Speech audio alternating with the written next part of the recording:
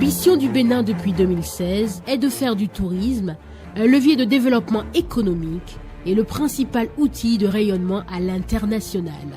À travers des réformes bien pensées, le gouvernement béninois met progressivement en place les conditions pour le développement du secteur touristique. Il a ainsi investi massivement dans la construction des infrastructures et sites touristiques. Plus de 1200 milliards de francs CFA y sont injectés pour donner un coup d'accélérateur à une industrie dynamique et créatrice d'emplois. À Cotonou, la capitale économique du Bénin, on y retrouve plusieurs attractions. Le Sofitel, un hôtel 5 étoiles, se dresse fièrement au bord de l'avenue de la Marina. L'esplanade de l'Amazone, le mur graffé, le plus long du monde, avec des signatures comme le célèbre artiste brésilien Eduardo Cobra, les jardins de Mathieu où trône l'obélisque dédié aux dévoués à la patrie. L'aéroport international de Cotonou a fait peau neuve et s'est conformé aux normes internationales de l'aviation civile. La route des pêches, une route à vocation touristique, débouche sur la porte du non-retour à Ouida. Ouida, qui a vécu le commerce des esclaves, en porte encore les stigmates.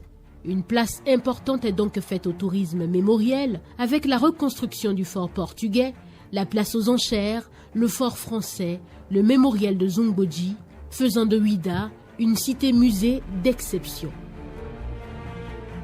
Abomey et Niki ont connu une grande riche histoire. À Abomey, le musée des rois et des Amazones de Dahomey est en cours de réalisation. 5 palais royaux seront aussi réhabilités.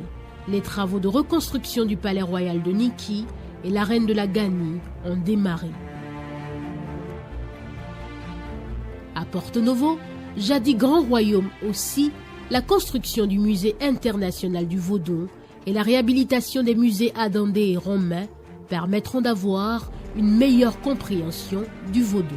Il est de même pour la route des couvents Vodou et la route des Tatas. Les Tatas sont un type d'habitation caractéristique du nord-ouest du Bénin. Ganvier, la cité lacustre, est un patrimoine unique au monde. L'ambition du Bénin est de faire de ce lieu une destination authentique, atypique et originale.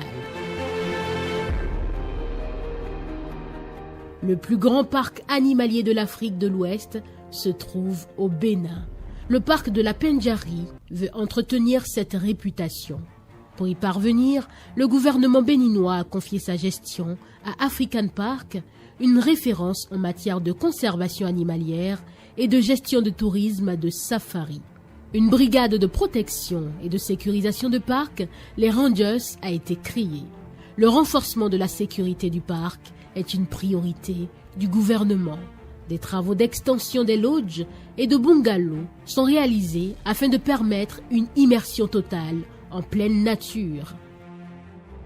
L'attraction de la destination Bénin est aussi soutenue par l'organisation d'événements identitaires de grande ampleur. Le Bénin s'est engagé depuis 2016 dans une transformation considérable de son cadre de vie qui, à nouveau, accroît l'attractivité de notre destination. La construction des infrastructures routières, l'assainissement de la voirie sont déjà une réalité palpable dans plusieurs villes. Le touriste qui foule le sol béninois y trouve une population accueillante et conviviale. Sur le plan culinaire, il a le choix entre les restaurants qui proposent des spécialités béninoises ou des saveurs étrangères. Le Bénin est un pays prospère et dynamique où l'énergie électrique est disponible, la couverture en eau potable de 70% actuellement passera à 100% bientôt. Sur le plan sanitaire, le centre hospitalier international de Calavi, un hôpital de référence qui dispose d'un plateau technique ultramoderne, est en cours de livraison. Le Bénin est un pays de services. Le commerce de proximité s'est développé avec la construction des marchés urbains et régionaux, où le touriste pourra y trouver accueil chaleureux et qualité des produits. Pour permettre une très grande diversité de produits, nous avons construit un marché de gros à l'image de celui de Rungis en France.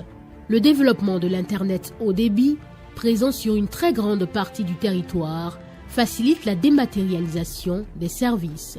En matière de qualité du service touristique, le Bénin a déjà programmé la construction d'une école des métiers du tourisme, de l'hôtellerie et de la restauration de niveau international.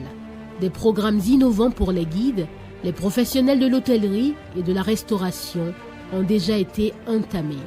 En partenariat avec la Banque mondiale et l'Organisation mondiale du tourisme, l'OMT, l'ensemble de la structuration du droit d'exercer, du classement des hébergements, des restaurants de tourisme, des licences d'agents de voyage, de guides, de débit de boissons a été construit et va faire l'objet de décrets d'application.